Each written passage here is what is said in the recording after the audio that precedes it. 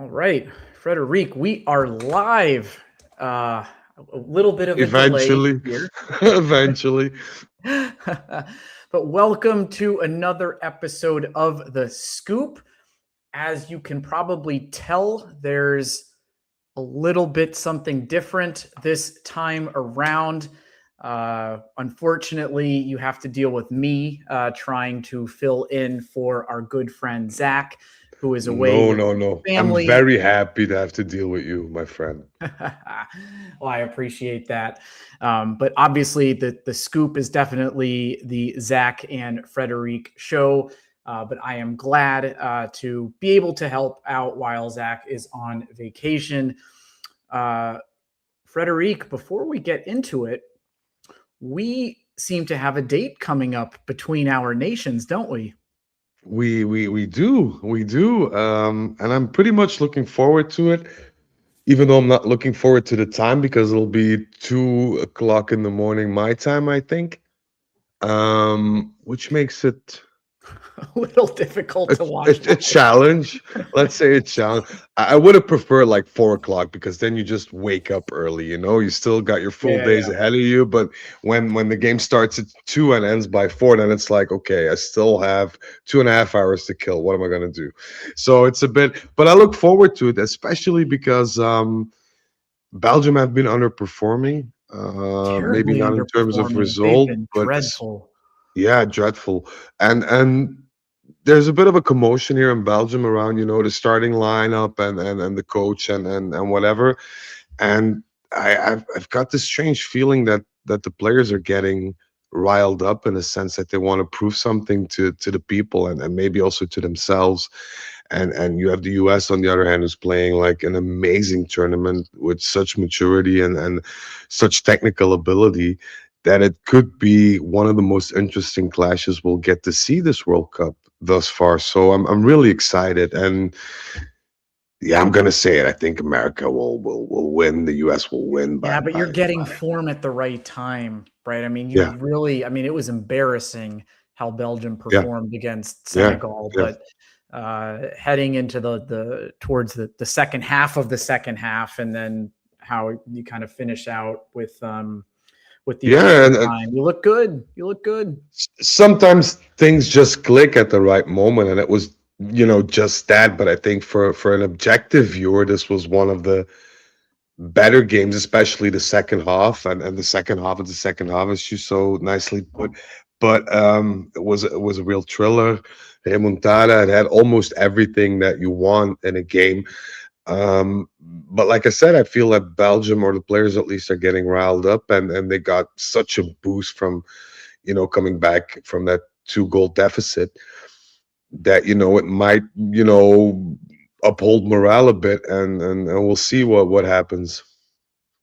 Absolutely, and I think, and we'll obviously move on from the World Cup to get to Juventus transfer news and updates. But we did have Juventino dressing up in the U.S. kit yesterday, who put on another really solid performance for the American side, and the only player on that team to have started all 4 matches so far. And I think something like he's the only player to have started their last 8 World Cup games, and continues to demonstrate that he's a quality player and merited his renewal and extension towards the end of last season. But Frederic, I must say I was not expecting, like, with looking at a U.S. win yesterday, I was definitely expecting to be playing Senegal, but it will make the match that much more exciting playing against your It, Belgian it, side. So it we would look have been forward to that one. awesome. It would have been awesome if we were to meet up in some way, shape, or form, even in Belgium or the US. But I think that's I know. a bit, yeah. But you're so much in Europe, like that. It's kind of strange that you're not in Europe while you're playing a I know European I'm there country so as the often US. for work and to go watch Juve, and I'm just not during the summer. But I'm happily avoiding your 40-degree, 100-degree Fahrenheit heat wave that you guys are getting. Yeah, it's a bit better now. So we had a cool day today, and I'm very happy that we did. So, but it's gonna get worse in a couple of days. So. Yeah. Yeah, you're I can better off imagine. there. We'll hang in there, and anybody who's watching or listening, I hope you're all doing well and surviving any heat waves that may be impacting you. Hey, so let's get into it. We're a couple minutes in, and let's kind of formally kick off the scoop. So for those of you who are joining for the first time, or for those of you who are joining for the second, third, fourth time, I mean, this is a really exciting addition and series within the Turin Giants family.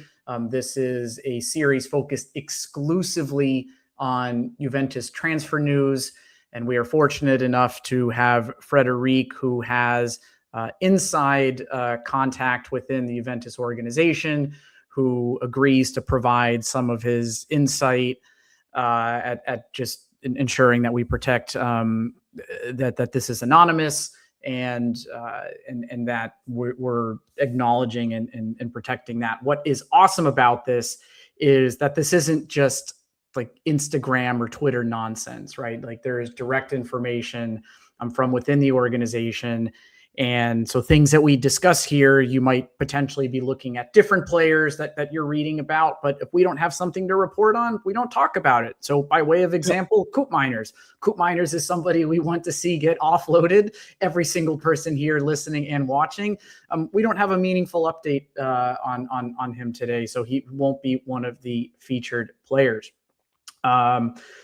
Look, I mean, we are live on YouTube. If you are with us, we are so happy to have you. We have Skippy8898, Omichidio. We have Juve since '94, Takishi1407, Vesterman, Kielo Star. Really great to have you with us. And if you're either watching this on YouTube after the fact or listening in audio format, thank you for taking some time out of your day to spend it with us. While we're live right now, I know Spain and Austria are playing. So if obviously it could become more intriguing sometimes to watch the World Cup match. So thank you for spending some time with us. Now, to kickstart this episode, we're actually going to spend just a couple minutes up front talking about the confirmed transfers that we have gone through so far this season. There are 4 individuals who we are talking about, and then we will get into the meat of the scoop, focusing on the potential departures and the potential arrivals. Frederic, how am I doing so far? This is my first scoop. This is awesome, man. I mean, if I take away the hair and I the beard a bit more up, then you're the spitting image of Zach. But you're doing wonderful, man. Great. And I'd like to say to the people as well, because our good friend Zach is on a holiday, something with Scotland and a kilt. I can't remember exactly, but he's off. He's enjoying his downtime. I'd like to, shout out Kevin for filling in and hopping on board like the minute we asked him to. And I feel privileged to have somebody around me who's so, concerned about, running or filling in for running the scoop and doing such a wonderful job at it. So thank you so much, man. Awesome. So happy to be here. Well, let's get into it. And you guys talked about this amazing new scoop logo that we have here on screen. At first, I thought it just looked like a melting football instead of an ice cream scoop, but it is growing on me. It is growing on me. Okay, that's good to know. That's good to know. Well, we like it, so it's not too serious like nor Zach or I am. So it was kind of fitting in that sense. All right, so let's get it moving. So we have 2 completed transfers, 2 folks who I know. There was a little bit of like an emotional attachment with Juventini and wanting to see 2 of these younger players perhaps have an opportunity to join the first team, to potentially earn the right to be with the organization. But David Puksa and Giovanni Dafarra are out.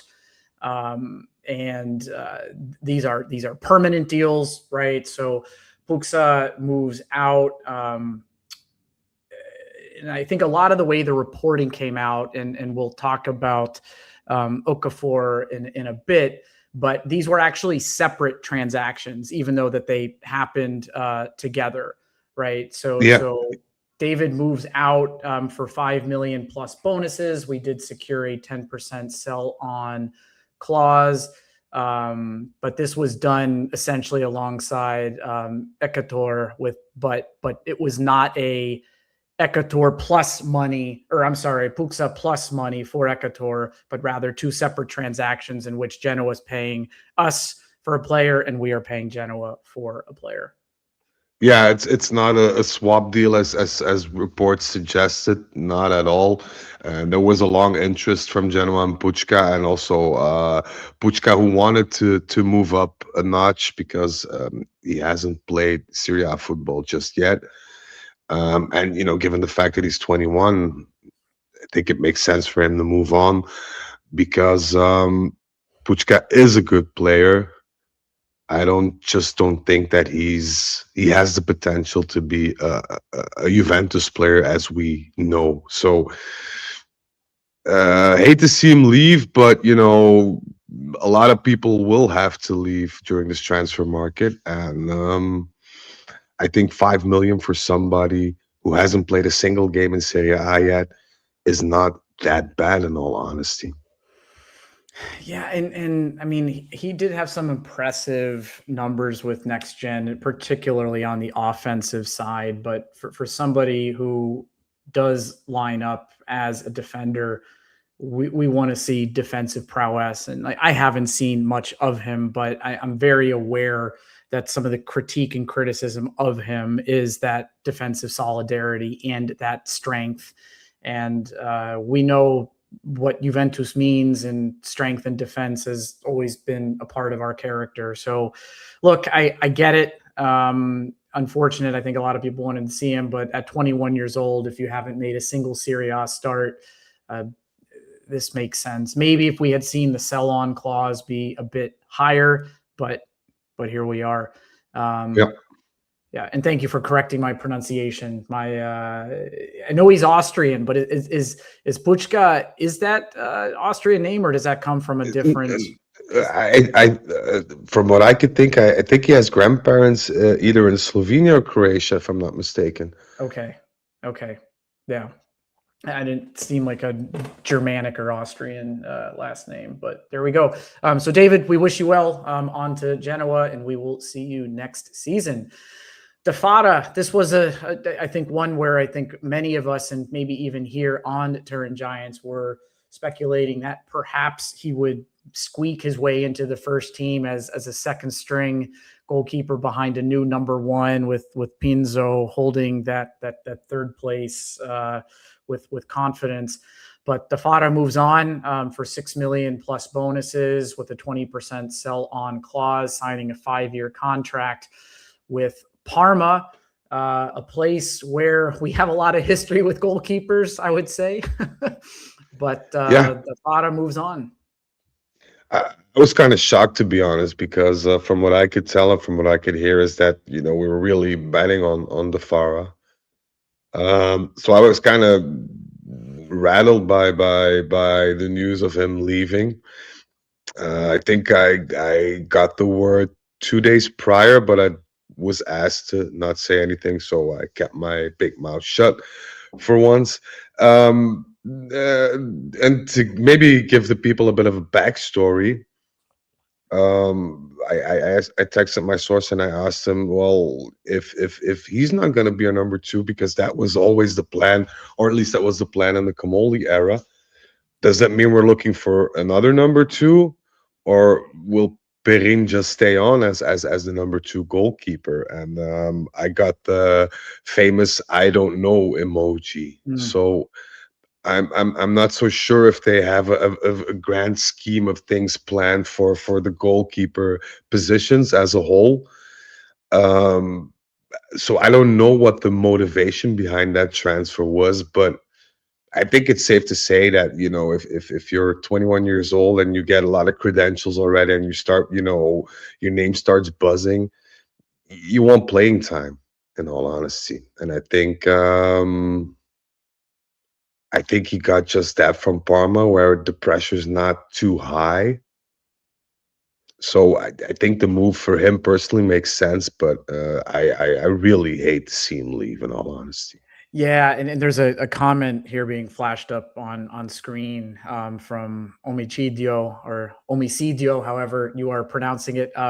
I wish we only sent Dafarra on loan. Really silly to sell. So I mean, I think we needed capital gains, right? We needed that going before July 1st. So there was real financial pressure to get a deal.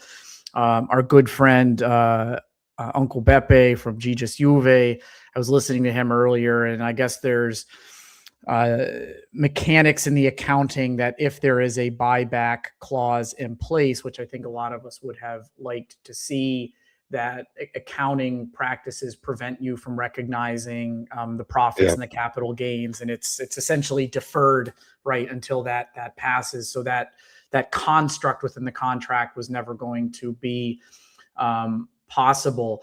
I guess, Frederic, and I guess there's no way of really knowing it, but through speculation, if we didn't have this pressure to recognize some gains by June 30th, do you think this deal would have happened? yeah, I think so. Yeah. I think that the capital gains thing was just one of the many things that helped this transfer move along. But I honestly can't shake the feeling that Dafarra just wanted to play. And knowing Juventus as we know Juventus, even if you're number two, you don't get that many minutes. 21 years old and with a lot of ambition, a lot of talent. I think rightfully so that Dafarra, just wants to go out, play and gain experience and minutes. So, you can't hold that against him. Um, and I also think from Juventus' side that they're not, in a position anymore to gamble on a keeper. They did so with Digre. We all know what happened. So I think Juventus made it very clear that we hate to see him leave, but we need somebody with that experience and goal in order to get results in. Um, so it's a bit sad, but giving the timing, giving the way that Dafarra is playing and wants to play more, and given the fact that we need that capital gain, that all rolled into this transfer, and I'm not liking it, but it is what it is. So yeah. So that's that. I mean, I know we are looking forward to many departures this season. These are, again, two who we perhaps were not at the top of our list, but here they are anyway. Puksa and Dafarra out. The two 21-year-olds, we wish them well, and we'll be coming up against them in this upcoming season. Moving on to transfers in. So we've got two folks to talk about. Jeremy Boga is of is a known player on the team, coming in the second half of last season. I think overperformed and certainly merited that extension for a paltry 4.8 million paid over 2 years, upwards of 800K in potential bonuses, securing a 3-year contract, 2.5 million net per season. I think based on what we saw at the end of last year, in a very dismal end to the season, he was one bright spot, and I think this was kind of a no-brainer to secure an attacking option at this price. Yeah, of course. And like I said in many scoops ago, I think after his fifth or sixth performance for us, it was already made clear that he was going to stay, especially for that price. So this is one Ottolini transfer that I can't fault, in all honesty, given the price, given the way Boga presented himself. And I also think that we haven't seen the real Boga yet in terms of fitness and in terms of sharpness, given the fact that he'll start with us now and gets to go through that preseason thing and starts to gel more with the rest of the squad. I think we can be hopeful that we have a very, very good sub on our hands who could play either on Yildiz's position or on Conceição's position, which makes him very valuable, in my opinion. It's so valuable to have people that on the squad that you can trust to be out on the pitch, Yeah. but they also have no problem understanding their role, right? And that It's he is second choice, and he will get yeah. minutes coming off 20, 30 minutes per game, and will have the odd start once every, I don't know, 4 or 5 matches, depending on what's going on or injury situation. When you have players that put their head down, do a job, but you can trust, we don't have enough of those players. No, We've had no, an no. I incredibly weak bench over the last couple seasons. think these players are even more important than our starting players in the sense that they can really make a team gel, but they're also not the type of player to start knocking on doors when they don't get enough minutes or somebody starting in front of them or whatever. And when they and I think Jeremy proved that when he came on, it wasn't always successful in terms of realization, but there was always that will and that determination and that eagerness to do well. And that kind of gave a spark to the rest of the team as well. So I'm very happy for that. Of him joining our ranks and reminds me kind of a bit of Zalayeta back in the day. Fond memories. Yeah, another underrated player, but he did what he had to do when he came on and scored some screamers and important goals back in the day, but never the one to complain or shout or whatever. So I'm really happy that we have such a player on our roster.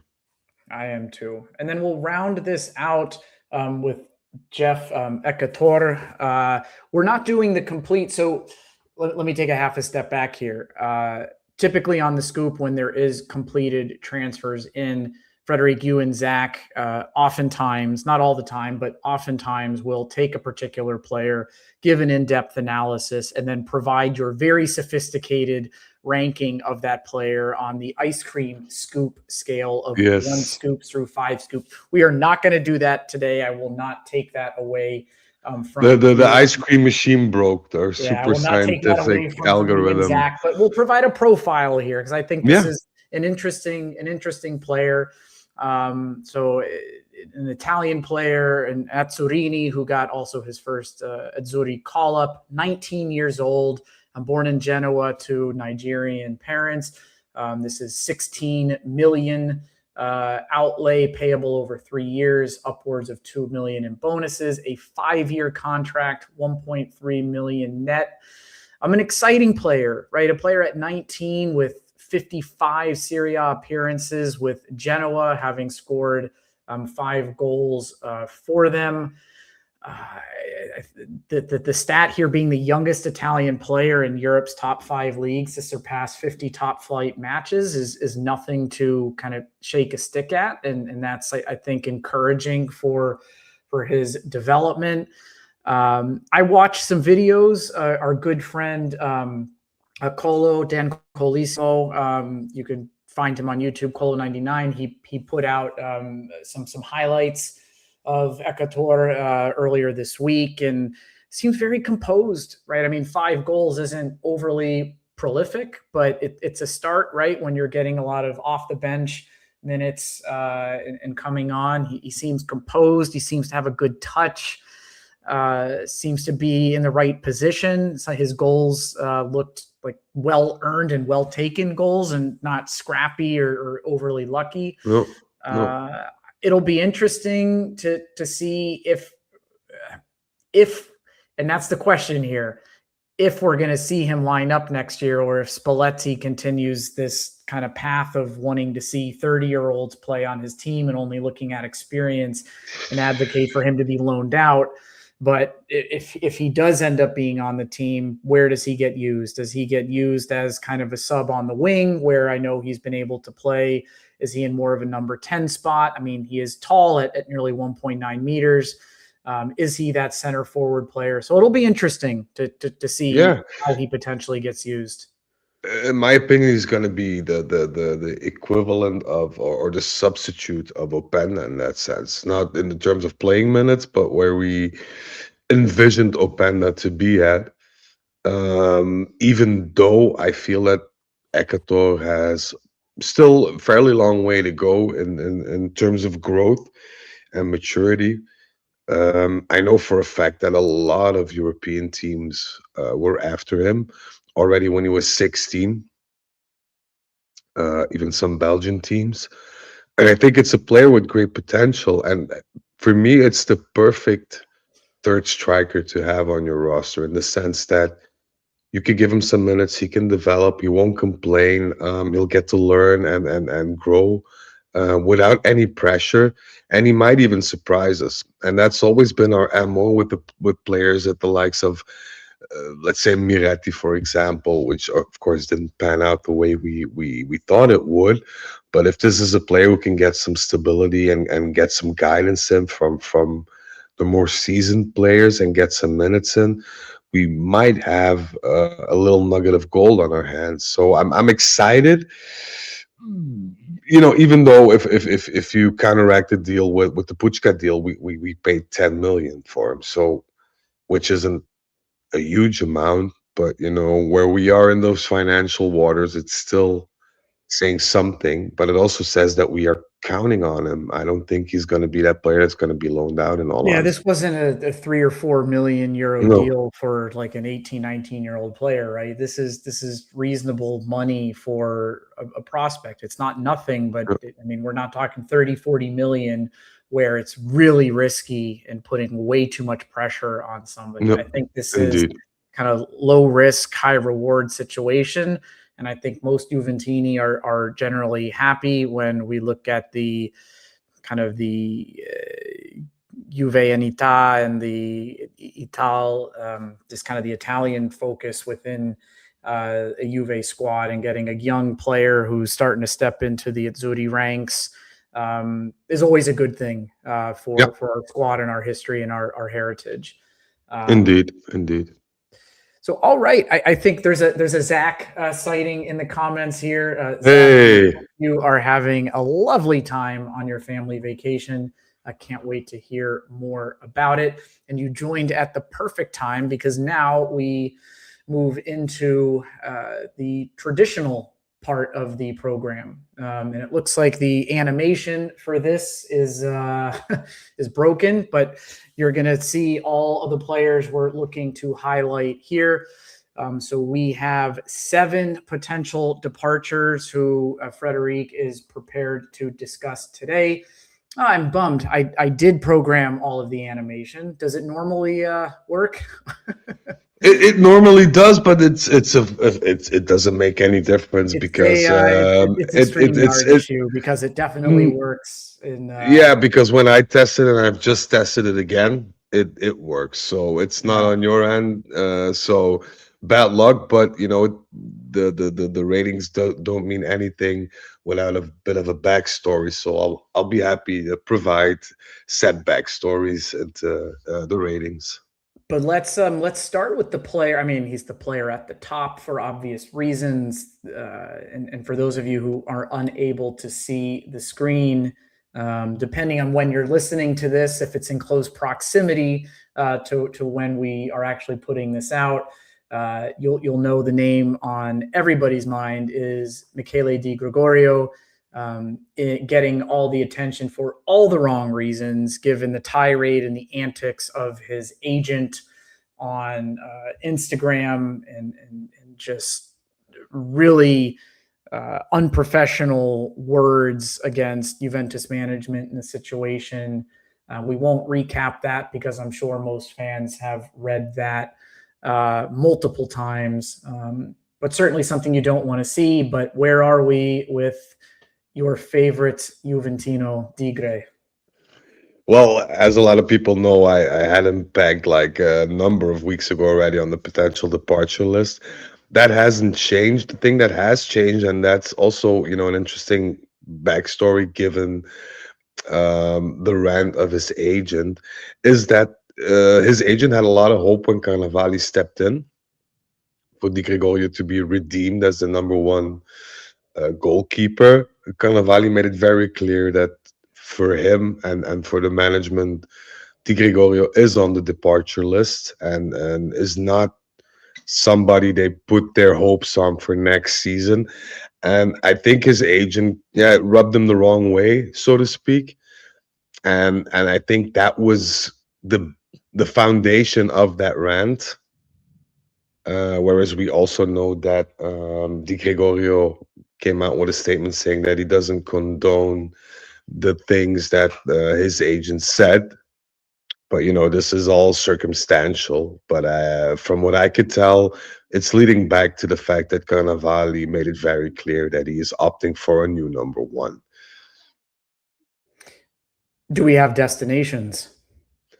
There were some teams that were interested, but not in the formula that we like or at the salary that Di Gregorio likes. So we're still waiting on, a destination that fits his glove and ours. So we'll see. So this is hot not because we are advanced with any particular squad, but hot because come hell or high water, this organization is moving on from Di Gregorio before the end of this market. Yeah. I'd say, percentage wise, we're at, 85% of sending him packing. But of course, he's still on our balance sheet, so we need to tread carefully. And this is something which I wanted to highlight as well, because saw a lot of people talking about, Carnevali and where's the Carnevali effect. Carnevali is very careful at this point because he has to juggle quality, expenses, and UEFA oversight in his first roster, in his first transfer period. But it's clear, not to me, but apparently to my source, that if we have a squad of 25 players, then we have at least 20 players with a price tag around their necks. Trying to remember exactly what we bought him for. It wasn't a lot. It wasn't a lot. Much. Was it 18 or am I undershooting it? I think it was 18 plus 4 in bonuses, something like that. 21 to 22 million. But the way I see it, or the way that Carnevali is seeing it, which is more important, I think, in this matter, is that they want somebody experienced and they want that goalkeeper that can provide you with a 5 to 10 extra points a season.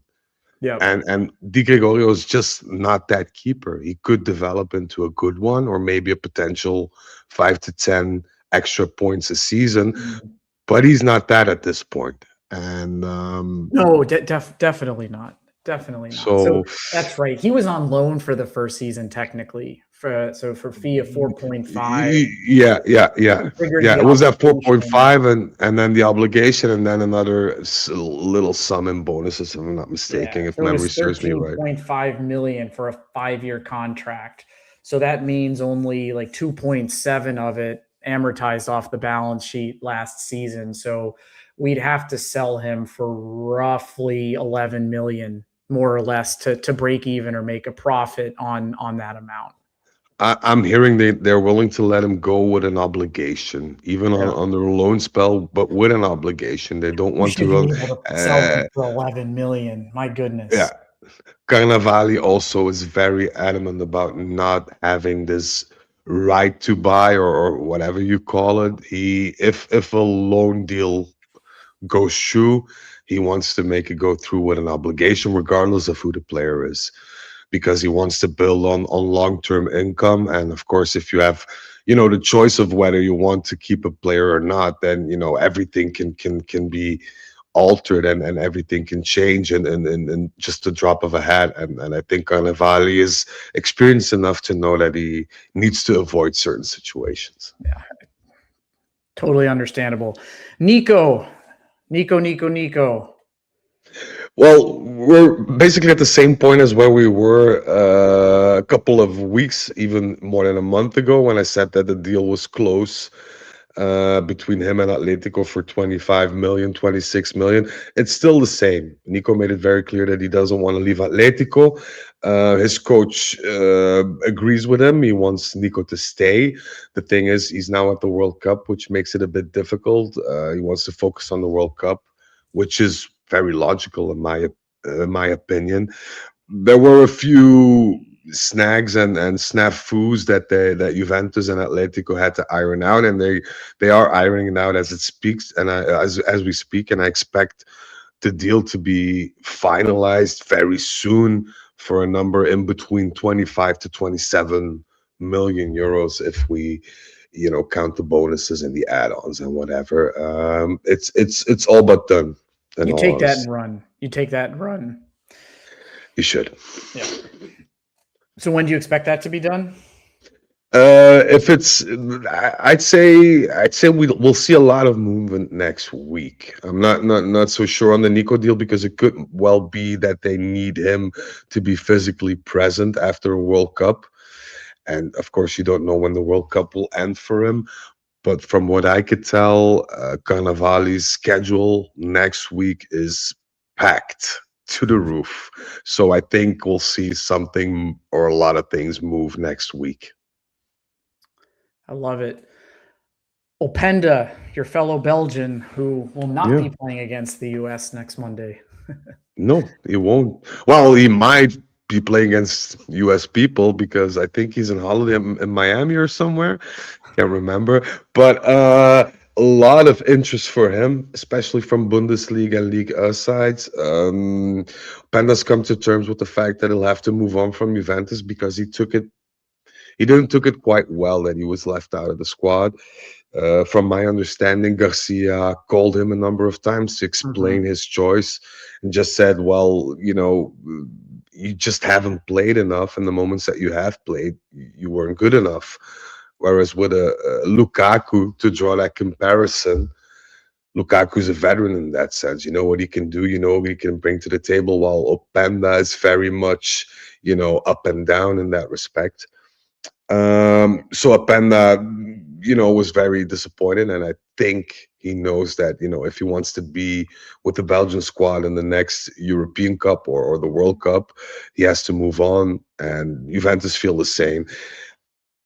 From my understanding, we'll stand to lose some money on the Openda deal, but Juventus is willing to let that slide.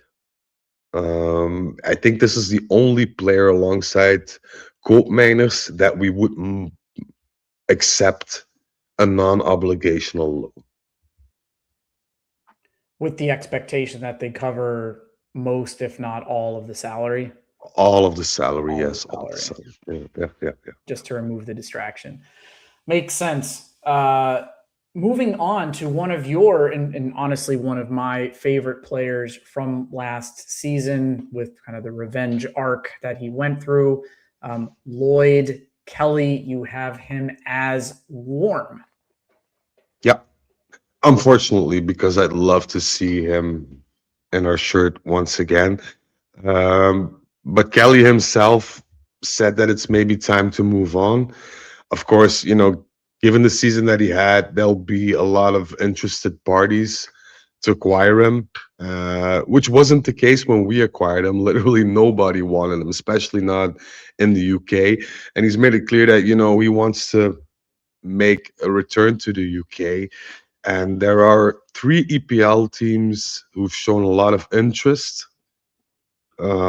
And it is my understanding that Carnevali says, well, whoever forks out 30 million at least can have him, because we have a number of substitutes already lined up, but we'll get into that later on in the program. And then Khephren, Thuram, we have a first midfielder, and well, I guess Nico kind of counts for that, but a central midfielder entering here. You have him at room temperature. What's going on with Khephren? With Khephren, it's very simple. We received a bid worth around 37 to 38 million that we refused. But we also made it very clear that if an offer arrives around 45-ish, that we might reconsider and see what Khephren wants to do. We haven't heard back from his management. We haven't sat down with him, but I know there's a lot of things being said and being proposed to Khephren outside of Juventus's knowledge, and they didn't take it very well. Okay. So that's one of the things that kind of triggers Khephren Thuram being on room temperature. But this mercato will be one where every piece of the puzzle will have to fall and kind of see a domino effect within Juventus. So Khephren Thuram could leave tomorrow, but he also could stay. It depends on the price, the destination, and the people or the substitutes that we have in play. Because make no mistake, if somebody goes out, somebody comes in, and not in a commodity way where we promise players to our coach or whatever, but in a real Mhm. tangible way. So this is also the only way that we can do some sort of business now, given the fact that our financial resources have been clipped. Um, and Carnevali's mission is to not compromise quality, but cut down on the expenses side in terms of salary, and maybe, get some more plus Valenza in. So we'll see. It's kind of, he's in the same boat as Kelly, whereas with Kelly we have significant interest from other teams, and with There's Khephren we have kind financial of upside this. with these two players. I mean, in the chat here, someone asked, what did we pay for Kelly, right? It was a 3 million loan, 14.5 million purchase. Thuram was paid for 20 million for a 5-year contract. 2 years of that is off the books at this point, right? So it's there's meaningful opportunity to get that plus valenza and that profit from a financial perspective. Yeah, absolutely, but I don't think it's just But down can to you bring that in at all. somebody who's of the same or better quality for the money you bring in? That's the challenge. That's the challenge. That's the issue, and I think with us being kind of immobilized thus far, because I see a lot of people talking online, we're not doing anything. Mercato started. Hey, Carnevali, wake up. I think this is what we're doing now, looking for those opportunities and evaluating them in due course, and not just saying, "Hey, a midfielder goes out, another one comes in, we stand to make 10 million." That's just not enough for Carnevali. So I think if we could do better, then we will. If not, then we keep the players as is. I mean, you get a 30 million, 35 million offer for Lloyd Kelly from Bournemouth or Newcastle, or I mean, well, I probably wouldn't go back to Newcastle, but to more of a mid-table, upper mid-table team. Can we get some, like, would you like to see what we can get for 30, 35 million? I mean, that is what Lloyd Kelly is, I think. Hmm. And you know his ability to perform at our team. Like if someone comes knocking for 45, 50, sure. But much less than that, I'd struggle to understand who we would get for the same price that would up our squad. Of course, but there's the player preference that you need to keep in mind as well. And I think Kelly's very happy at Juventus, but I think he feels a bit left out in terms of the squad, of the unity. And I think he was hoping that it get better as the season progressed, and it didn't. So I think he just, wants to move on and doesn't feel that happy within the team, not in the town or the culture or the country, but just, the team. So, it's not an easy task. It's not an easy task for Carnevali. No. But like I said, a lot of things can change. A lot of things can so quickly change, And that's worth noting, right? It's something that you and Zach commonly share on this show. And if we have new joiners tuning in, right, just because we say Digre, Nico, and Openda are hot doesn't mean that this is imminent or will happen. It's the point in time assessment of where the energy is going. You can learn something 10 minutes from now that completely changes that, right? So it's that is just the nature of the market. Something that is hot and deemed almost inevitable can change so quickly. yeah, like I said, the domino effect is going to be very tangible within Juventus this mercato.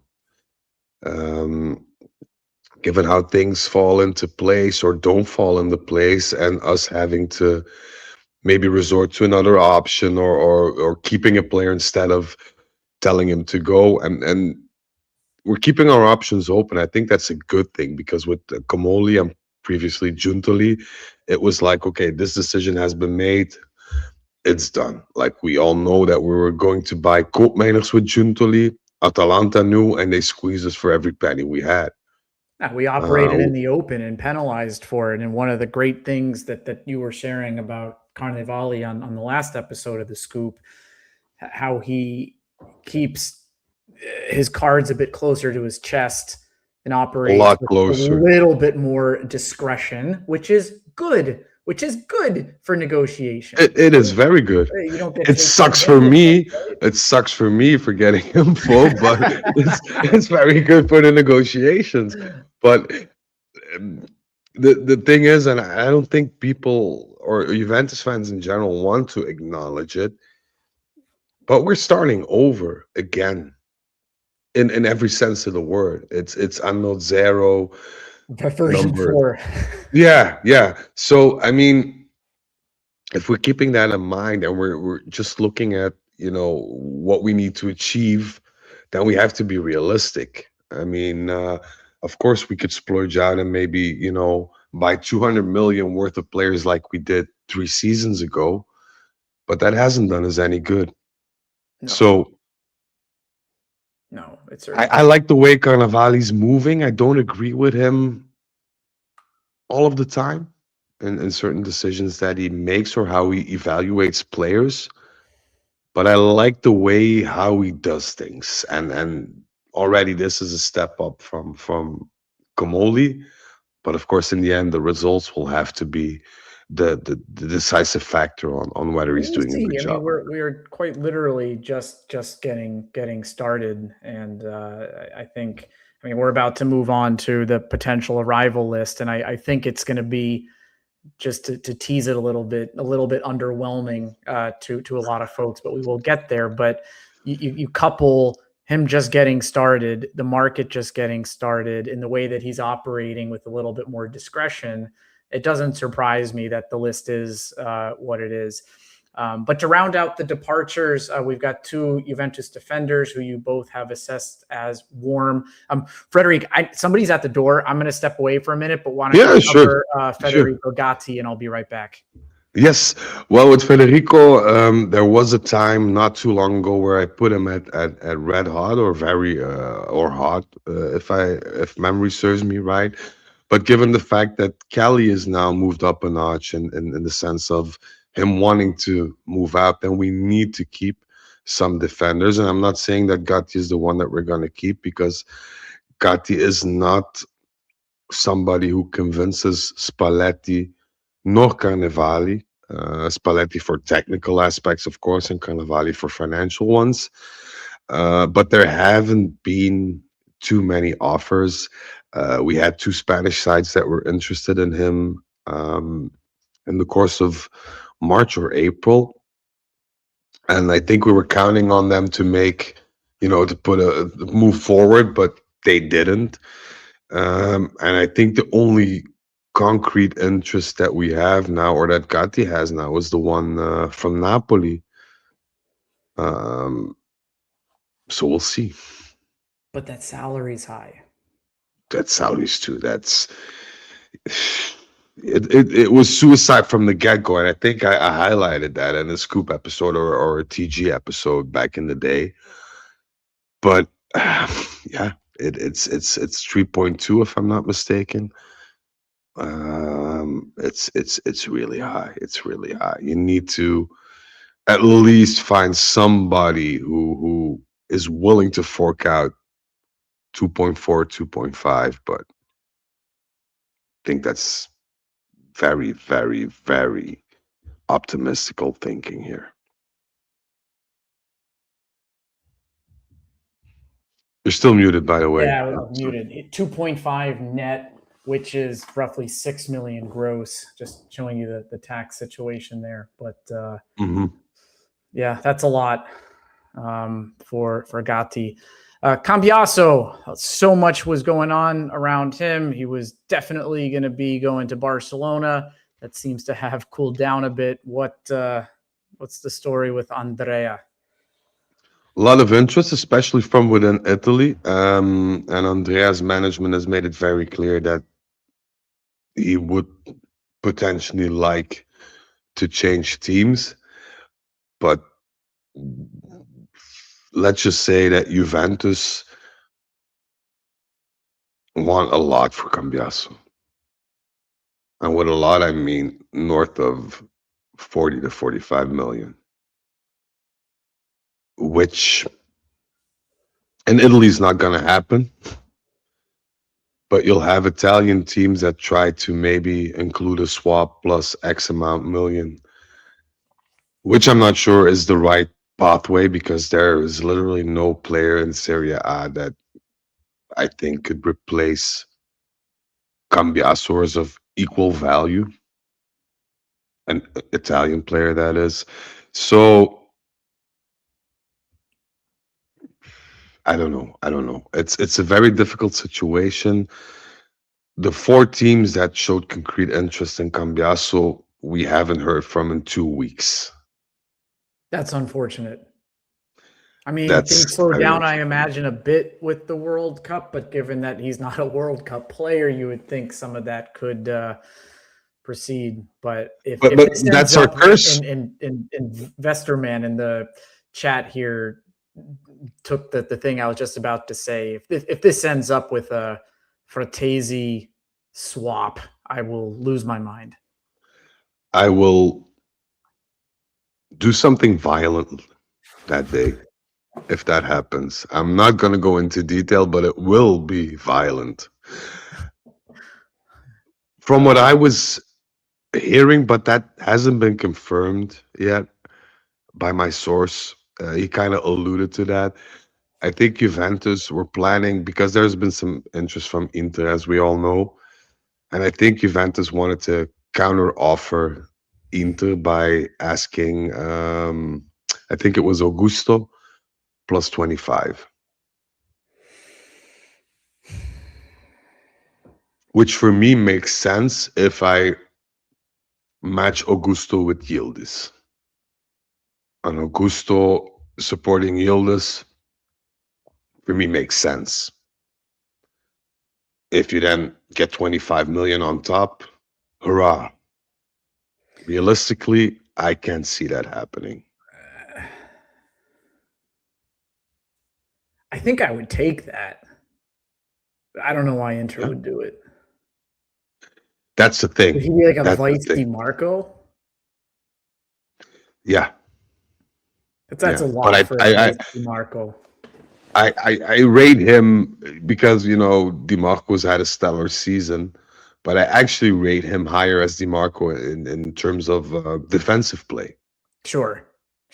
So to have more defensive stability, get some money on top, and have somebody who could very well interact with Kenan Yildiz or support him where need be. I'd say that's a good thing, but I don't know. It's a very strange situation.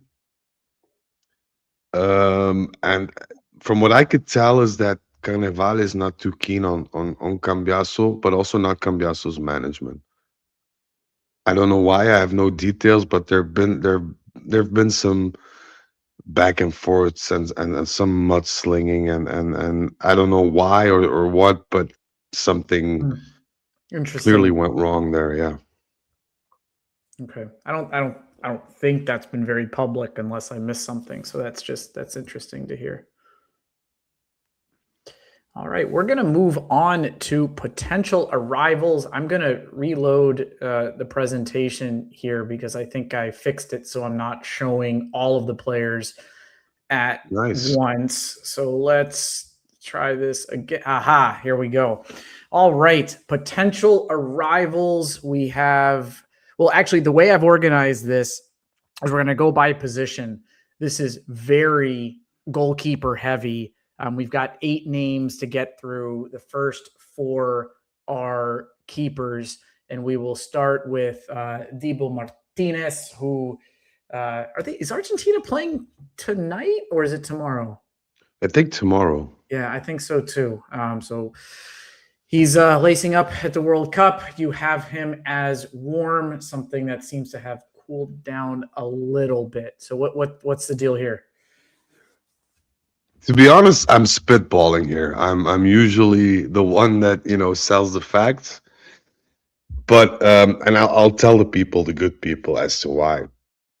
When I asked my source about Debo, he said, "Well, nothing's changed. Villa's, having an attitude and being all diva like, so it's difficult."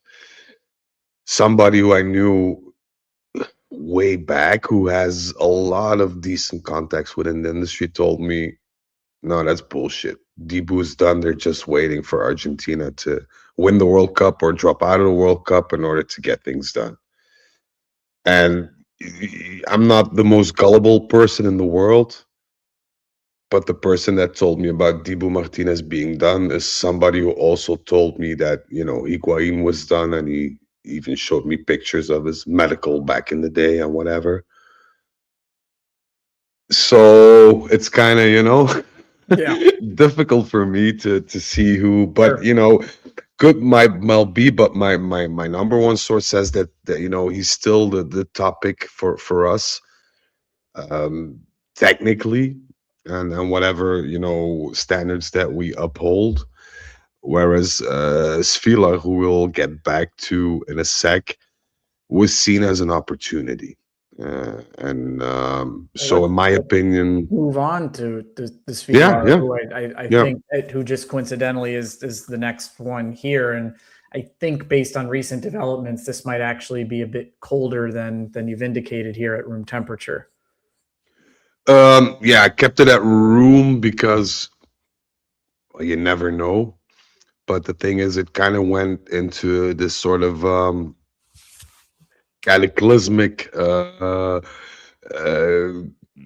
downfall of events over the past couple of days, when it was very clear that Roma also had to bring up Plus Valenza for the UEFA standards, a deadline they were almost going to miss. So Juventus opened the door to Svilar, who they very much appreciate and rate highly.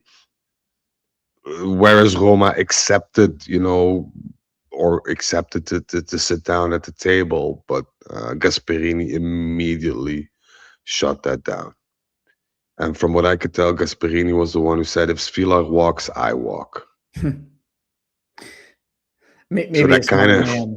I'd that raise kind of him. closes the door for you in that Yeah. sense. But you Yeah. never know, in the sense that I've heard from other people saying that Roma are actively scouting other keepers as well. So you never know. But I do know if Svilar should move, because I know that Beppe was very um, optimistic about the deal. It's not just Gasperini who's making things difficult for us. It's also his agent, who demands, I think, a 12 million sign-on bonus to be divided: 6 million for Svilar, 6 million for him, if a deal should happen, which is not something that Carnevali will accept.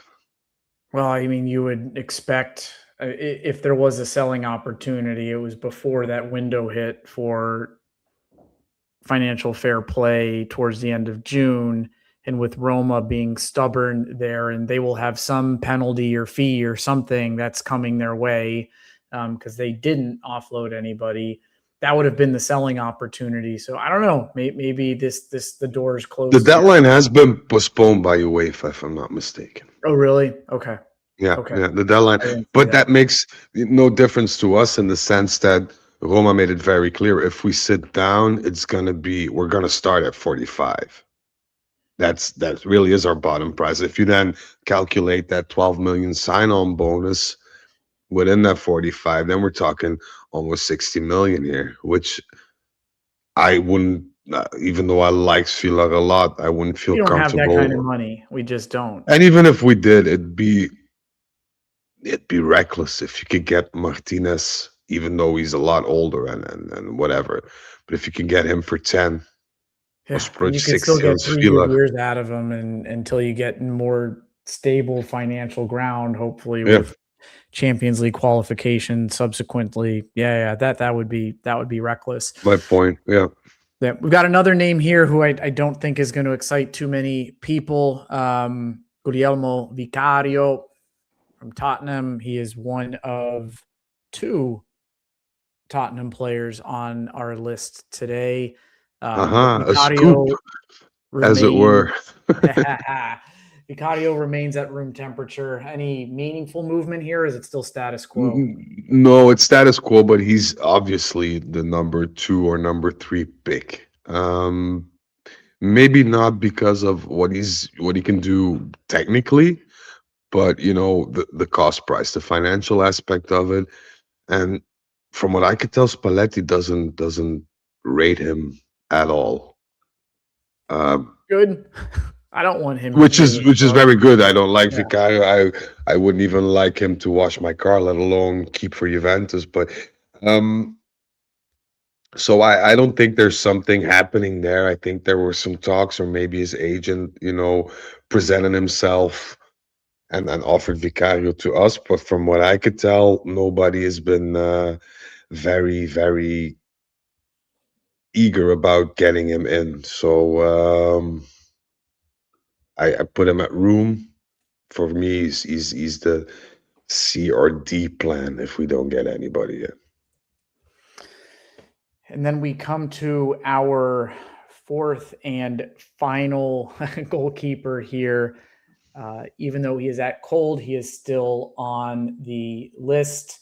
We have Guillaume Rest from Toulouse.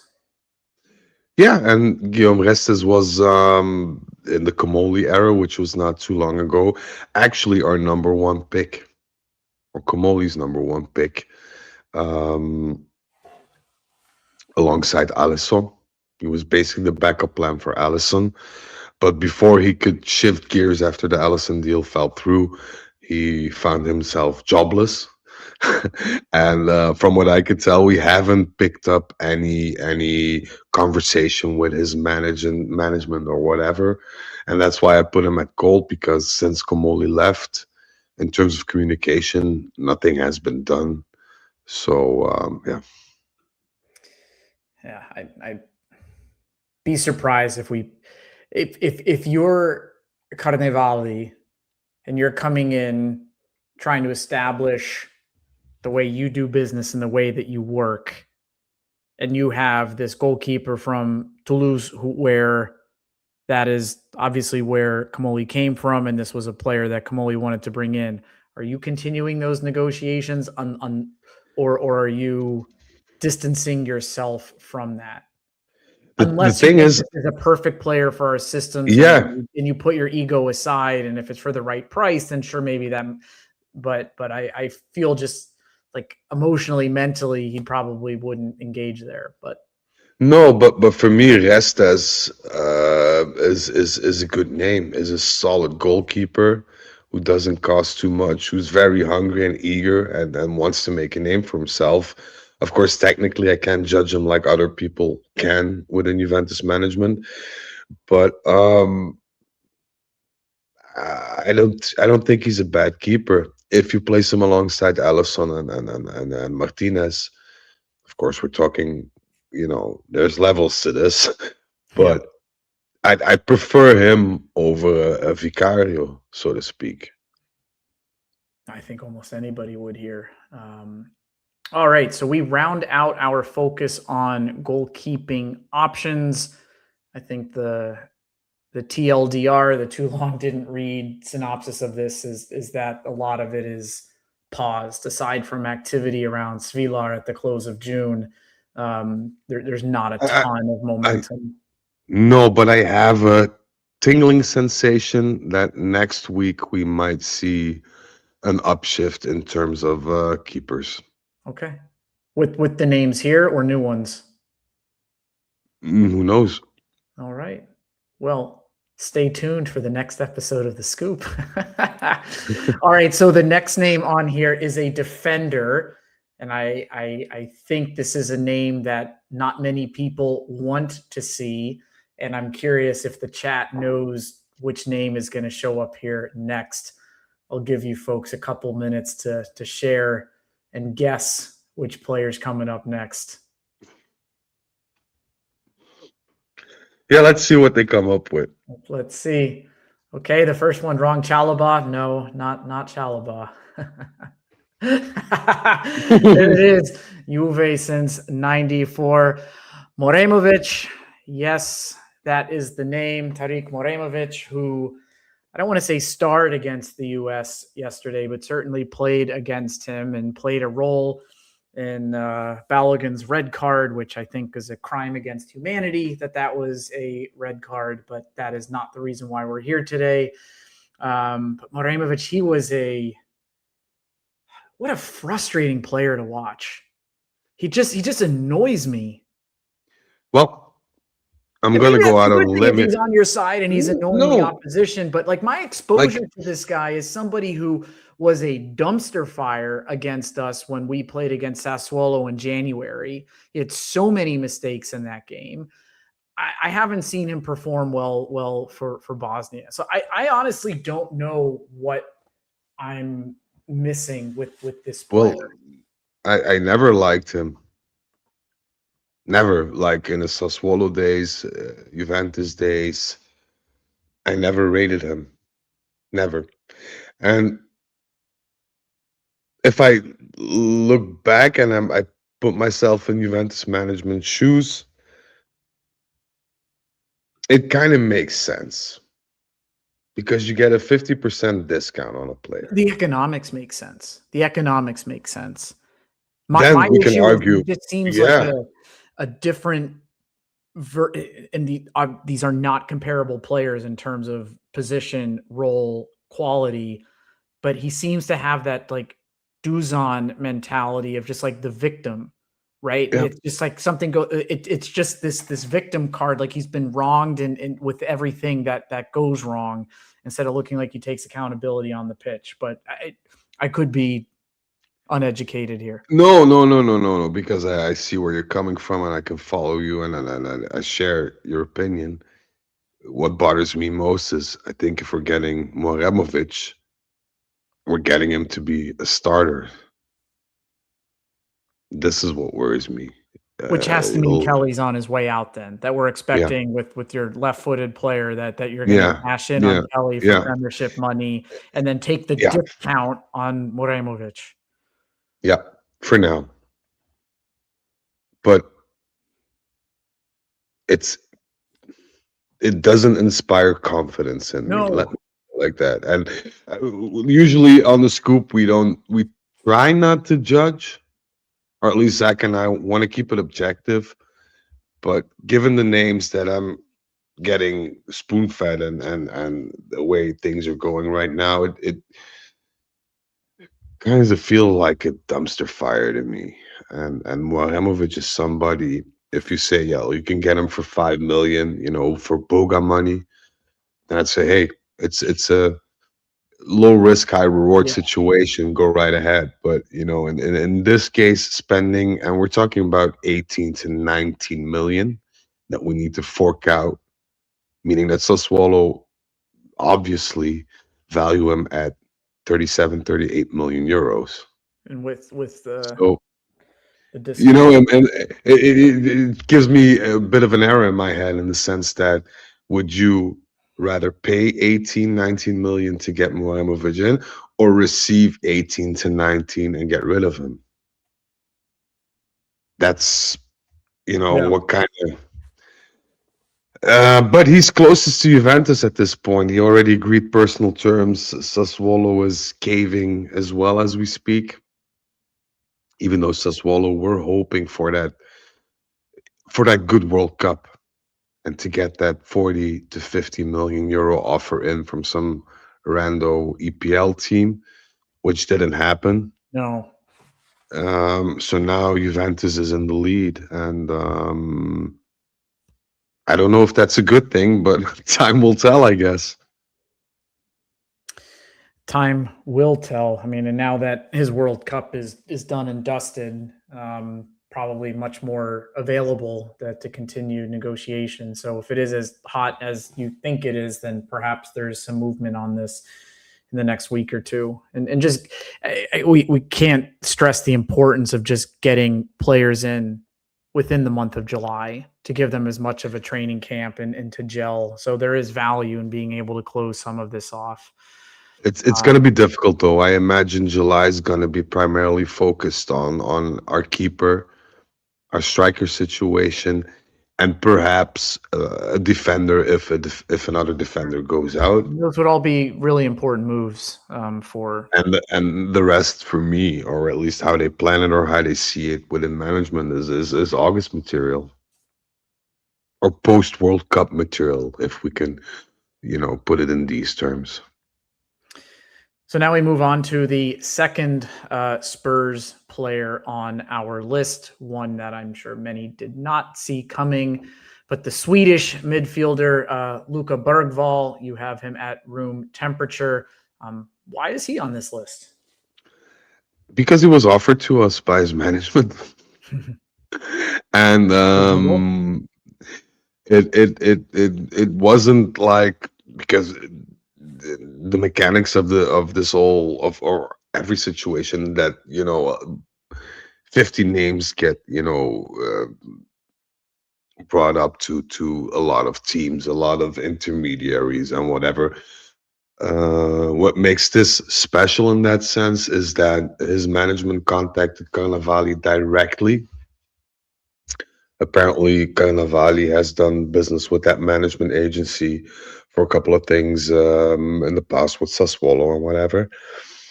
And when Carnevali mentioned that in a meeting with everybody involved, everybody was like, "Hey, this could potentially work." It was only brought up. What is it today? Thursday or Friday? I'm confused. Thursday. Thursday. I'm sorry. It's I have 2 days of vacation and already my whole sense of time is That doesn't it's matter it's what day it's, of the it's week. gone. No, it's gone out the window. Imagine when I'm retired like that. But that's another thing. But it was brought up on Wednesday, fresh. So the name was dropped yesterday. And the reason I put it at room temperature is because I have no notion of what everybody decided, if they were going to push through, if they're gonna hold talks or whatever. But it wasn't a firm no when the name was dropped in that meeting. So that's why the room temperature, the kind of neutral temperature, to see, what this might lead to. But yeah. I don't know enough about this player. Admittedly, it's just anybody coming from that Tottenham side after their performance last year. It's just interesting. Yeah, Um, yeah. But he is a good, in my opinion, he's a very good player. But he's only going to be a very good player if he fits, in the sense that if he feels good within the team, within the mechanics within the team, and the setting, then he's very, very good. The I like price, that I he's don't young. know. I like that he's young, right? And he's just not It's some like 21, washed or up, what like is it? he's 21, not I some think. washed up like 32-year-old or something, right? Mm-mm-mm. God, I would love to be 32, No. wouldn't you? Oh, I'd give, Washed I'd up. give what. I'd give whatever to be 32. Yeah, I'm not gonna go there. I feel bad No, enough as I is. know. But we need to see how this will develop. Could well be that we won't proceed, but that's why I kept him at room, just not to. Yeah, fair enough. Fair enough. Now, it's Yeah. an interesting one. I look forward to the developments there. And I guess I kind of lied. I said there were only two Tottenham players on this list, and the next one, I mean, He isn't pseudo anymore. Tottenham Like, player. yeah, he isn't The name anymore. that won't go away, Randall Kolo Muani, who I think technically after June 30th is back with PSG, but certainly had a very underwhelming season with Spurs last year. But here he is, and at room temperature. Yeah. Explain. Yeah, I'm going against the grain because when I'm scrolling through X or Twitter or Instagram, you can see that everything's done and placed and parked and whatever. But from what I could tell, that's not the case. From what I hear, Carnevali has had enough, in the sense that he wants this to move along in a good sense or a bad one.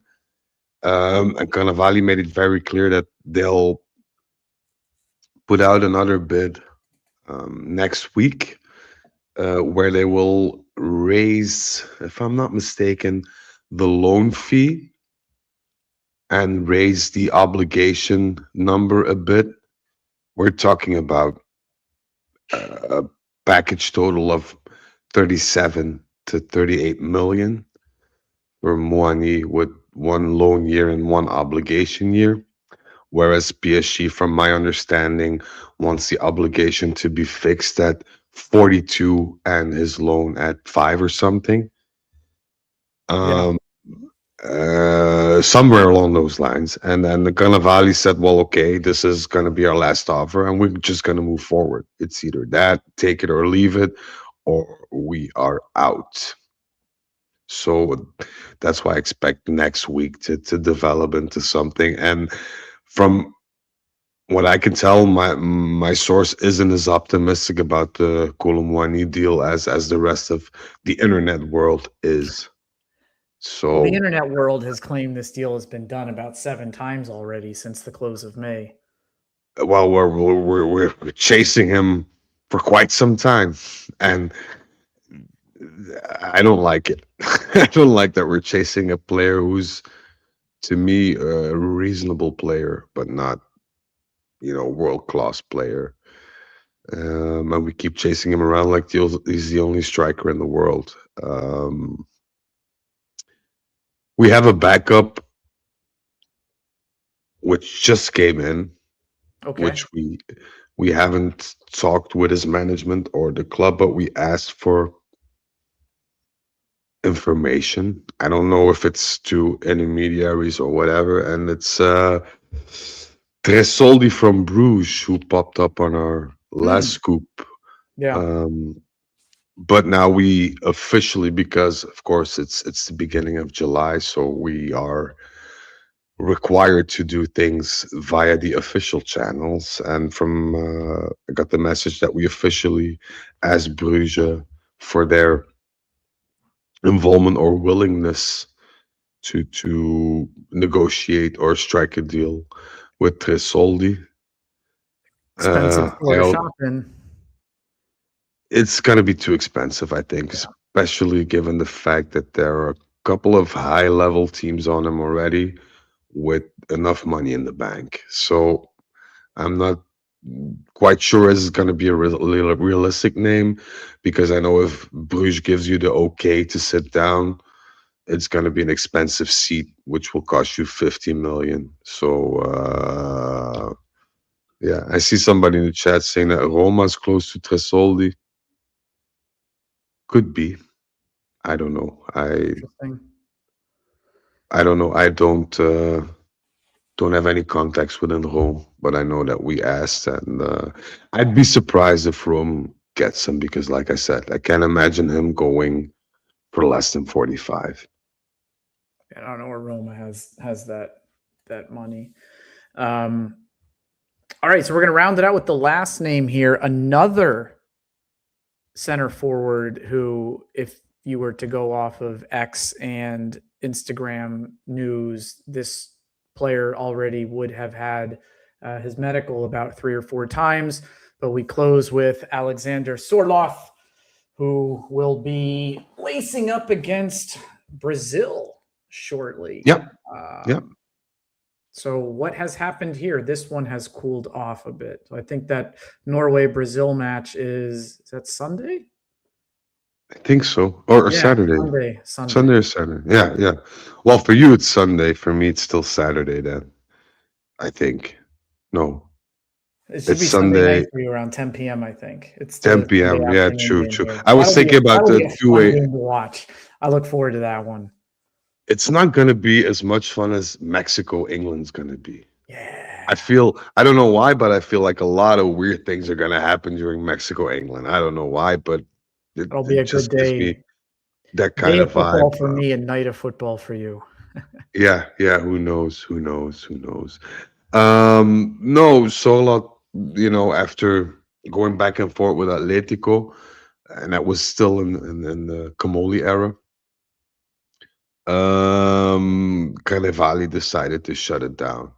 Not officially, because normally within negotiations, if you really plan on saying we're done, then you officially communicate to the people you are communicating to, or whoever. Is it an intermediary, is it a direct agent, or a representative of the club, that you're no longer interested. But Kamoli just didn't say anything anymore, and so that kind of died down in that sense. Mhm. I want to react very quickly on some names I see pop up in the chat. I see a lot of people about Kessie. Kessie and Juve. Kessie and Juve have been in contact, but there are a lot of challenges that will need to be dealt with in order to make a Kessie transfer feasible. I'm not saying it's impossible, but the reason why I haven't put him on the list is because there are a lot of if in that equation. And I don't feel comfortable by putting him in there, knowing that there are a lot of ifs there. I mean, he's So on 14 million net. yeah, the thing is, he knows that he's not getting it anywhere in the world. He's very well aware of that, but he is also very eager to move back to Europe. And He's somebody I would take without question. in a heartbeat, If you like can in a heartbeat. make that work, is he? I should know this. Is he? Is his contract expire? I think so. Yeah. Okay, because there's Yeah, I think no so. um No, no, there's no transfer transfer fee fee to involved no, here. no, no, Yeah, no. yeah, But and this is also one of the reasons why there are so many ifs. Um, yeah, I want to say this that doesn't. I don't want to make it out as to be. I don't want to point any fingers or raise suspicion, but there's a lot of doubt about his physicality and also about his age. And it's very strange, a strange thing to say, but from what I could tell from the medicals that he's had, the injuries, the bone density, and everything that they compare, it doesn't add up to the age, if you know what I mean. fair enough. And I don't. Which is We won't spend too much time on no, speculation no, and that's why around that. that. But there are a lot of question marks around Cassier, not only the footballer but also the person and his entourage, and it's a difficult situation. And as much as Juventus are interested in him, and he should be somebody who can uplift midfield, it's But if you get it's going to be 2 years difficult. out of a player like that with like the grinta and the fight where we've been soft in that department, just soft, like someone like that helps. And look, I see people in the chat here saying like it's kind of depressing with some of these names and it's underwhelming. Oh, are we Tottenham 2.0?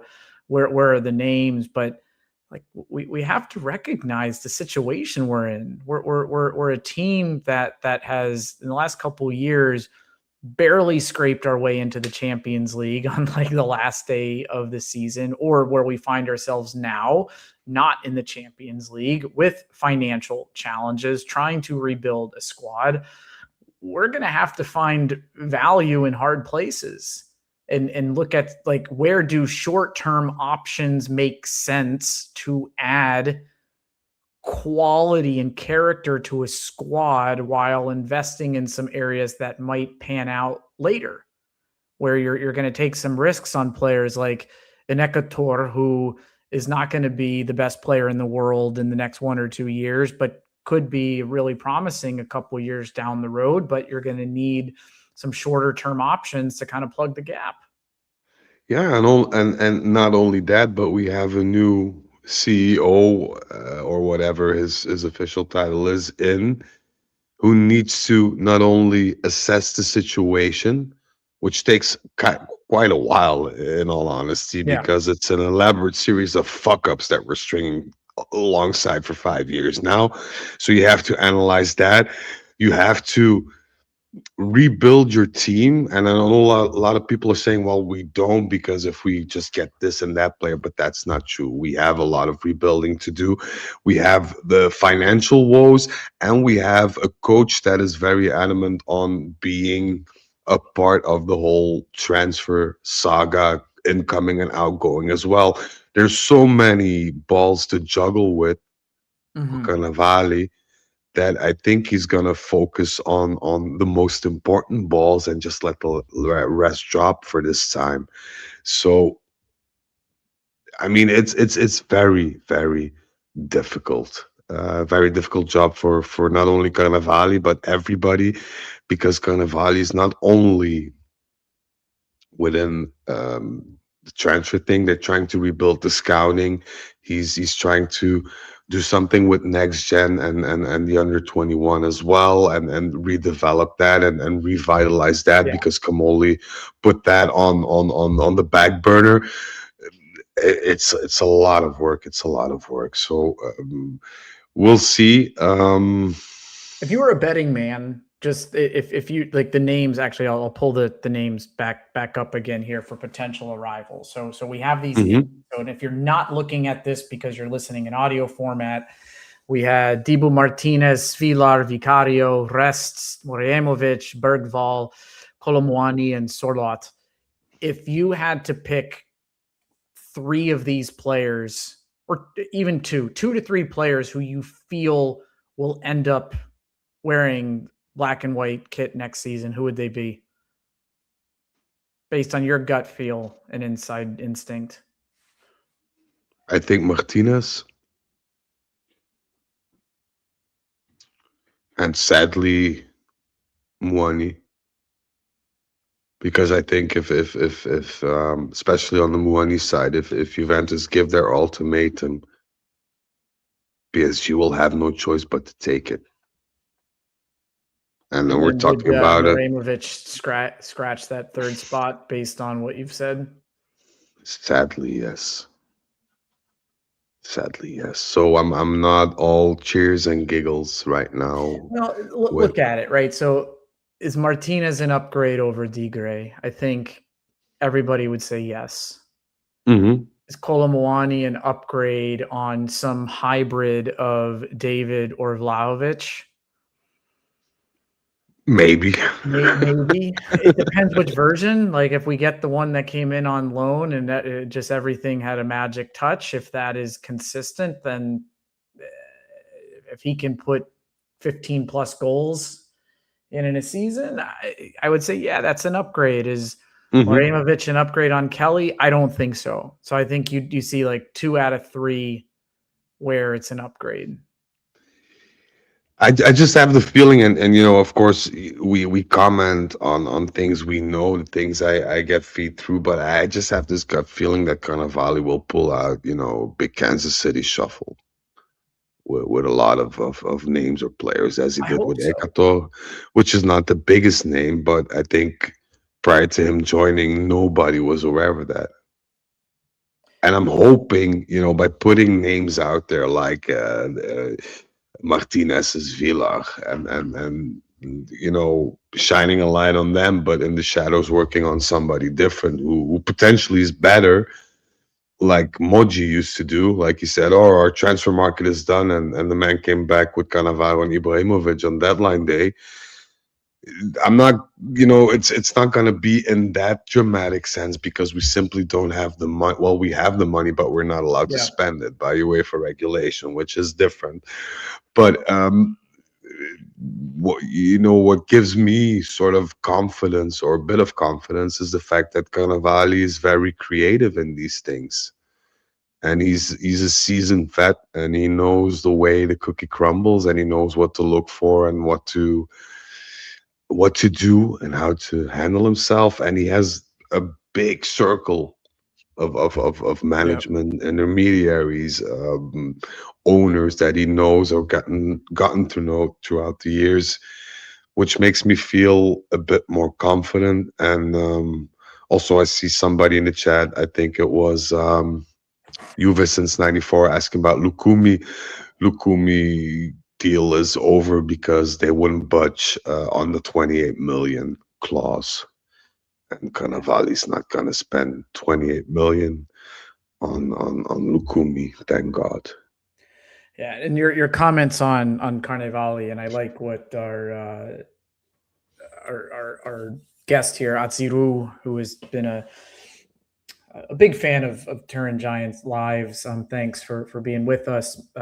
Commenting might be Carnevali will be our best transfer of the last few years, and I think, I mean, time will tell, certainly, right? But I think, Frederic, the things that you and Zach shared on the last episode of The Scoop and what you're saying here, and I think what we can read and how he conducted business at Sassuolo, I mean, I think the jury is still out, and it remains to be seen whether he can rise to that expectation at a big club where the stakes are certainly higher than at a Sassuolo. But I see a seasoned veteran who knows how to do the job, which I did not have confidence with Comoli in like No. every sense of the word, of just like, you're the CEO and you like, can you show up and do you know what it takes to do your job?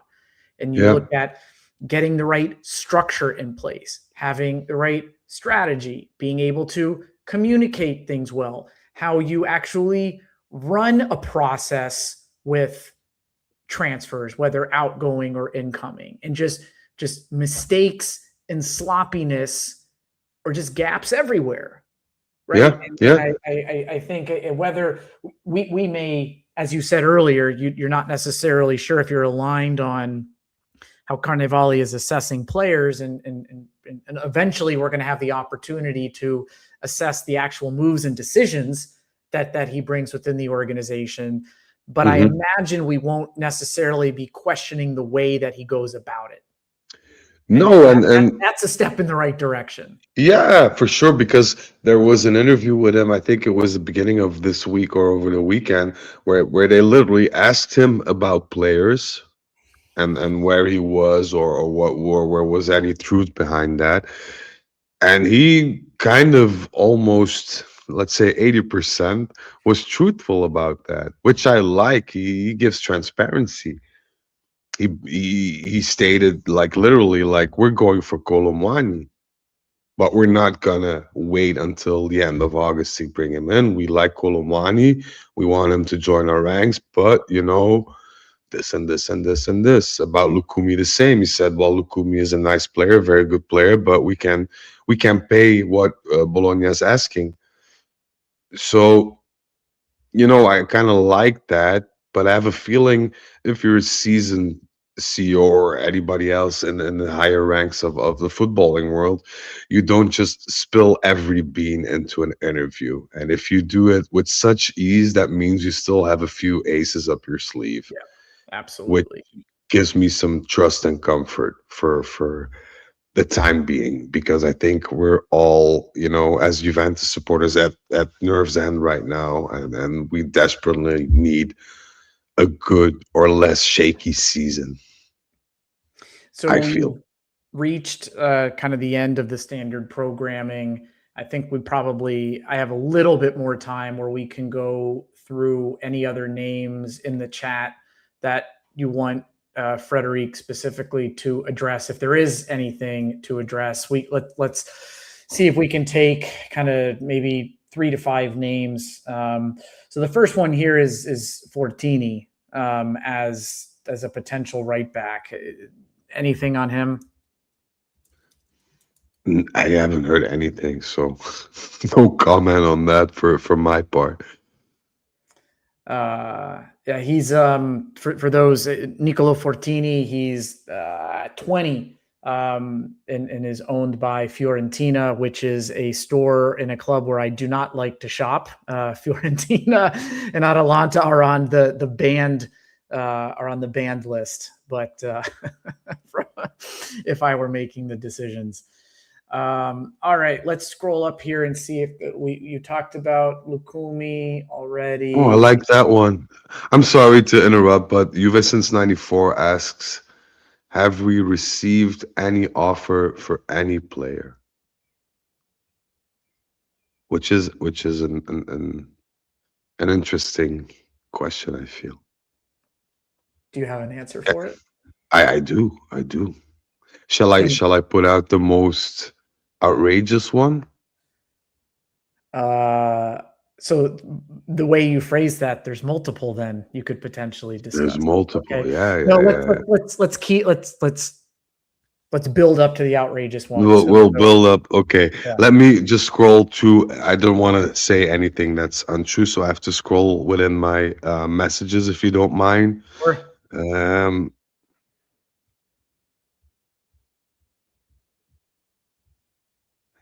McKennie. I heard something about, and I couldn't validate it anywhere. It was in just another Juve chat that I'm a part of on WhatsApp. Something about like 50 million from Liverpool. I couldn't validate it anywhere.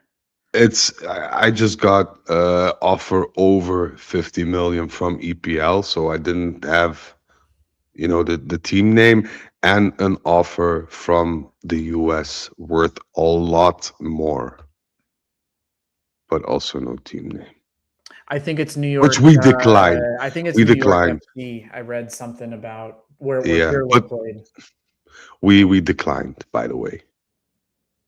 Every offer that came in, which I'm about to, I don't know if I can even, but I'm just gonna go right ahead. But every offer was declined.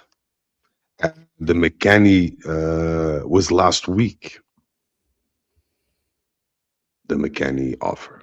And if the U.S. continues and to play well, and he continues to be the heartbeat of the team, I imagine that won't be the last offer we get.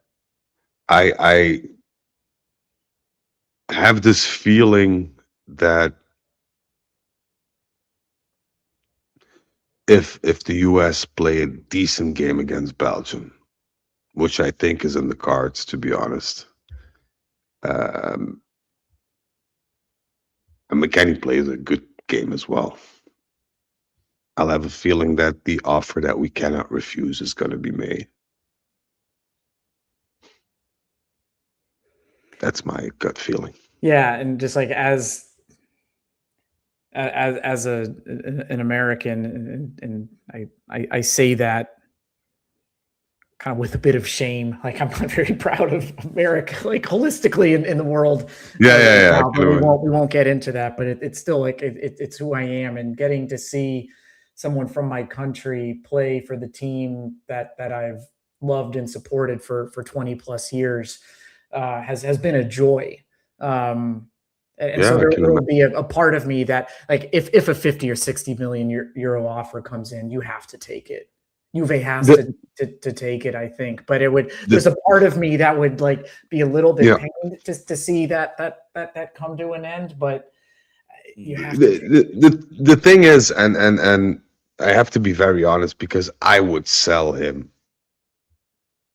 But the question that we need to ask ourselves is, who's gonna be the new player that arrives in his place? And in my opinion, if I look at transfer data from the last couple of weeks, I see players moving left and right for 70 million, 80 million, 100 plus million to Barcelona. Then I don't think 50 million. Really a 100 million euro player? No. The English guy that's going to go to Barcelona, what is it? The guy from Elliot or no? Yeah, I mean, this is yeah. So we're saying, 50 million for McKennie, let's sell. But I want to see in this market who we can get with McKennie's skill set under 50 million. And if you can get me a clone of McKennie for 30 million, you can sell him to Liverpool for 50. Well, go right ahead. But I don't think that's feasible in this mercato.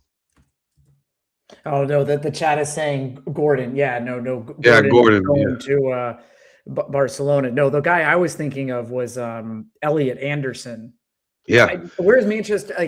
Obviously they have bottomless pockets, but two 100 million euro midfielders in the same transfer market. makes What no the actual sense. hell? Makes no It sense. it's It's yeah. and that's why we have to support Carnevali in that fact, because he's entering a mercato, and this is the weirdest in terms of the financial ceilings and the offers that are being made. This is the most crazy one that I've witnessed in my 44 years of being on this planet. Like, you play two good games, you're worth 80 million, and club A, B, and C want to spend that, and that's all good and well, but I mean, it's madness. It's madness. And since we're moving up with the bits that we Yeah, refuse, give us the crazy one. Give us the crazy one. the crazy one was 118 million euros. I said it. Sorry. My internet chose the exact wrong moment to pause. All I heard was 118. What's the context? Million. The context is 118 for, of course, you can guess the player, but I just text. Yeah, I'm it's not got. at I mean, it's liberty. Yildiz. I'm not at liberty to say from which team, but it was an official offer. 118 for Yildiz. Yeah, Yeah, declined straight away. yeah. I'd decline it too at that price. And the strange part, because I want to put some context, or share some light on to where I can, to be honest. It was an offer that was brought in by an intermediary, so not by the team the team directly. It was an intermediary, and if you, for the people not in the know, if you put out a bid via an intermediary, not only, it's an untold rule that it means that this is your starting bid, saying that we'll push through if we get the opportunity to sit down, but also that intermediary uh, takes a portion of that transfer fee or percentage, which is paid by the team that hired that intermediary. So if I'm thinking 118 via an intermediary, for me, that's a team that's willing to push through to 140 easy, Yeah, easily while direct. paying Yep. maybe that 10 to 20% commission for that intermediary, which would be about 14 to 18 million euros. For me, Arsenal, Chelsea. that means, yeah, but that also means that you mean business. Yeah, And in that sense, I'm kind of happy that Turkey went out of the World Cup and we didn't see the best yield this we might be they were able a to see. disaster, weren't they? Yeah, but it also makes me curious in the sense that what could we do with 118 million of pure plus Valenza, which we could use 80% of to fund transfers? What would Carnevali do with that money? I'd have Because we more know what. confidence with Carnevali than I would Yeah, and that's what with. triggers my curiosity in that sense, because we've seen what Giuntoli did. We also saw what Comoli was aiming to do, especially if we made Champions League. So I'm kind of happy because we say no, fuck you, but I'm also quite, a bit disappointed in the sense that maybe sacrificing one player that is clearly the best out of everyone we got, but maybe, just maybe, we could have like a Yildiz in every segment of the pitch if we play our cards right in that respect. So, but I don't think it's gonna happen. I don't think we're gonna yet let Yildiz go. I think if with 200 you can't say no, but I think at this point 180 to 120, 130, that's not gonna happen. But anything north from that will be taken into consideration. I think. I'm not You sure, but have to financial obligation. You have to take that into consideration. You have to. Yeah, yeah. So yeah, there's that, but that was the only tangible, not even offer, but also communication regarding Yildiz from other teams. So there Okay. wasn't any other team or intermediary that asked, is there any chance? Is there a possibility? And we all thought like, oh no, it's gonna rain offers for Yildiz, and there are gonna be people at Continasa knocking on the door nonstop and try to Yeah. kidnap him. But that's not the case. Far from it. And that's why I was, introducing this thing, just to make people aware of the fact that sometimes what we feel, what we think, or what we see doesn't resonate with reality. And Aziru, who asked, was it Chelsea? I was asked not to say, so sorry. No, fair enough. Fair enough. My money would be on Arsenal or Chelsea, but we um, maybe we'll learn in the future. Maybe we won't. I want to wrap with one player here who had a scintillating World Cup, marked by his 6 touches in 30 minutes in his first game, and contributing a penalty to an eventual PK loss for the Netherlands. And our good friend Toon Koopmeiners. Anything with him? Zilch, nada. The plan, as far as it's a plan, was to, um if we could move on to that Svilar thing, and expand into obviously negotiating to get him in that deal in some way, shape, or form, even if it was to shave 20 million off the asking price. But since we didn't get past door number one, there was no opportunity. There was a loan, I think.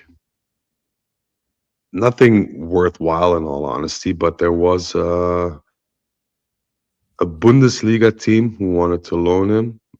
I have no other info as far as that, but we immediately said no, because there's no point in loaning him, because they wanted to split. They wanted to split the salary. So I mean, that's no use for Juventus. So yeah, no, we're still. Like, even with the Dutch national team, he looks like he runs at full speed, like he's hopping on a treadmill in like one of those terrible hotels that has a 24-hour gym, right? And you go Mhm. down and it's this treadmill that's like 12 years old, and pushes it to like a speed of like 3.5 and starts casually jogging. Even with But this that's national team at a World Cup, there's like no sense of urgency. no, and what was strange is when they were playing their pre-World Cup friendlies. Um, it was also Koeman that was coach back then from the national team, who also said something about the press, in the sense that, I don't know how he put it. I don't want to paraphrase, but he said like, I had a vision of this player in my mind, so I called him up, and then when he arrived, he wasn't that player anymore in a year's time. I think he was, referring to Koopmeiners, because if you look at Koopmeiners Yeah. in his Atalanta day in the Dutch national team, he had a very prominent role. Mm-hmm. He was kind of like the axis within that team, and now he's been downsized to being a sub who has zero to no impact in a positive way. It's strange, because I really thought Spalletti was going to revive him, and he didn't. And I hope Spalletti can revive Douglas Luiz, or else we'll have another situation on our hands. Because I we didn't haven't even want to seen go there, but you opened we that. haven't seen Douglas Luiz on the list, because there is no Douglas Luiz talk. There is nothing, nothing. I know I So said Coop would be the last name, but Juve since '94 asked about Il Capitano Locatelli. Um, that's a separate thing in the sense that Locatelli's agent or his agency, because he has 2 to 3 agents. He has one personal one, but also 2 that work. But that's another thing. They said we'll only report to Juve if an official offer comes in. So there could be interest, there could be preliminary talks, Mm-hmm. but Juventus is not aware of that in the sense that by FIFA regulation, you can't talk to a player directly unless the club which holds its player card is Yeah. giving you the right to do so. But you can talk to his management, and so until a solid offer arrives, we don't know anything. And Okay. this is something that frustrates Carnevali a bit in the sense that he wants things to be transparent.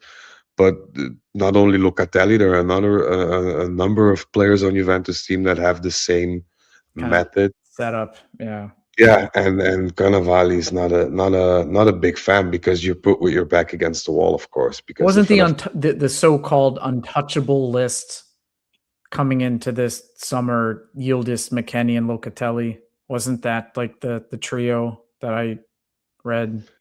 Yeah, and from what I could tell, it pretty much holds water. I can't judge on Locatelli, but I know that the offers that we mentioned that were declined for Yildiz and McKennie. So it kind of makes sense in that respect. And from Locatelli, difficult. So if no official offer arrives, then it's very difficult to say something about that. Yeah.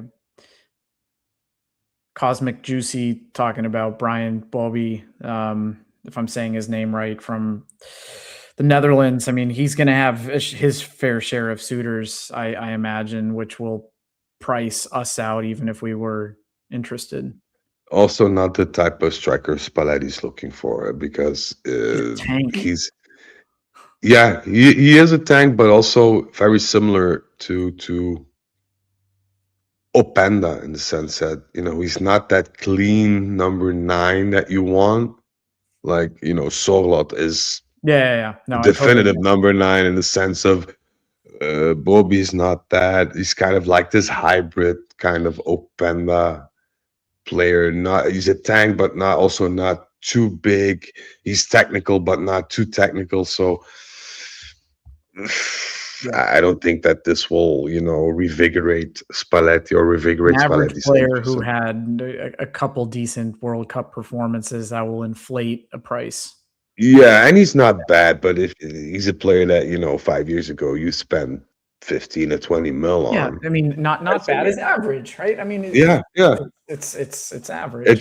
It's not that 90 million euro striker that you'd like to see on your team. Yeah. All right. Well, I mean, we're coming up on the 2-hour mark. The Spain-Austria game just ended 3-0 in favor of Spain. So it looks like they're finally remembering how to play football in this tournament. So we'll see where that goes. Yeah. Frederic, this has been an absolute pleasure. Thank you so much. Thanks for allowing me to participate in a scoop. I will, when Zach. Thank you for helping us out. I look forward to watching and listening as a fan, as I usually am. Maybe you can join us once more when Zach comes back. We do another one because it was great fun having you on last time. So we wouldn't mind having you back. Albeit as maybe a thank you note for setting this up today. So we're always happy to have you on. Always love to hear you talk and share your opinion because you have such great knowledge and you just know how to orchestrate a podcast, which is a very, very good quality, and you're just a lot of fun to talk with. So I appreciate that, my friend, and I look forward to our nations battling come Monday evening or the middle of your Tuesday night. But what time is it at yours then? I think it's 9 p.m. This will be 2 a.m. for you on Tuesday. Yeah. So if only I had 2 months of vacation. I wouldn't. Yeah, without you having to get up for work, I feel like Yeah. if there was ever a time to stay up late, your country playing in a World Cup match in a knockout round is a Against the hosting country, yeah, nonetheless, who have been pretty very damn good good. reason. Damn good Yeah, reason. yeah, yeah. I think I'll pull it off. I'll just go to the gym in the middle of the day and then have my middle of the day snooze fest for a couple of hours to wake up That sounds shiny and early. wonderful. And to everybody who listened and made it here and watched, made it to the end. For those who joined us live, thank you so much for being with us. If you're catching the YouTube video or listening in audio format, thank you so much. We appreciate your support of Turin Giants and The Scoop. So with that, we will close it out. Fino alla fine and Forza Juventus. Thank you, Frederic. Thank you so much, guys.